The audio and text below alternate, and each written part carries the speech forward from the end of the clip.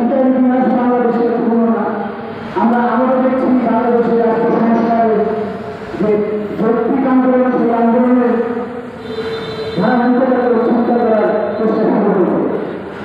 মানুষের মধ্যে রাষ্ট্র সংস্কার আন্দোলনের নামে ধরানো হচ্ছে। আমরা তাদের এখন অনুসরণ করতে চাই। রাষ্ট্র সংস্কারের যৌক্তিক আন্দোলনকে এগিয়ে নিতে হবে এবং রাষ্ট্র সংস্কারের যৌক্তিক সংস্কার করতে হবে।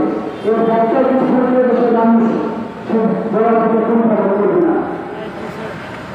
আমি সবশেষে বক্তব্য করবো না, কারণ অনেক বক্তা রয়েছেন, আমাদের মনে কম। আমি একটু বিষয় বলতে চাই, বাংলাদেশে আজকে রাষ্ট্র সংস্কার আন্দোলন নামে যে ভোকাবুলারি তৈরি হচ্ছে, এগুলো অত্যন্ত রাষ্ট্র সংস্কার আন্দোলনের রাজনীতিটা সুস্থ অর্গানাইজেশনগুলো এই ভোকাবুলারি একটা সারা দেশের মানুষ তাদের অন্তরে গ্রহণ করেছে এবং তারা বিভ্রান্ত হয়েছে এই রাষ্ট্র সংস্কার ছাড়া আর বাংলাদেশের মানুষের ভাগ্যের উন্নয়নের কোনো গতি নেই।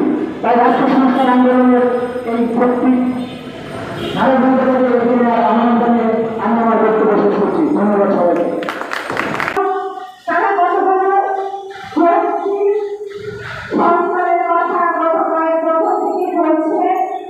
যে কথাগুলো এখন প্রায় আপাতত জনগণের মুখেই শোনা যাচ্ছে।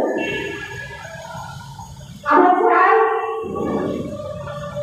এই দেশে যে নতুন রাজনীতিকে নতুন শিক্ষকের নতুন রাজনীতি শুরু হয়েছে, সেখানে অবশ্যই যেন সেই সামাজিক ন্যায় বিচার, স্বার্থ, এই কথাগুলোর ভিত্তিতে এই রাজনীতি সেই জায়গাটা থেকে আমরা যেন মানুষের শক্তি ন্যায় বিচার পায়, মানুষ যেন সাম্য বিষয়টা চোখে দেখতে পায়, সেই জায়গাতে নিয়ে যাওয়ার জন্য রাষ্ট্র সংস্কার আন্দোলন অনেক বছর থেকে পরিশ্রম করে যাচ্ছি।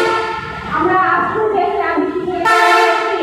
যে আমরা সব কিছুই দেখছি, দিনের পর দিন ধৈর্যের কিছু পণ্য এই সমস্ত সব কিছুর দাম বৃদ্ধি পেয়ে যাচ্ছে, কিন্তু এটা সবার কথা ছিল না।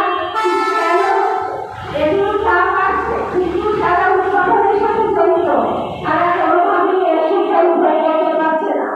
সেই জন্য আমরা এই সরকারের কাছে আহ্বান জানাতে চাই যেন অবশ্যই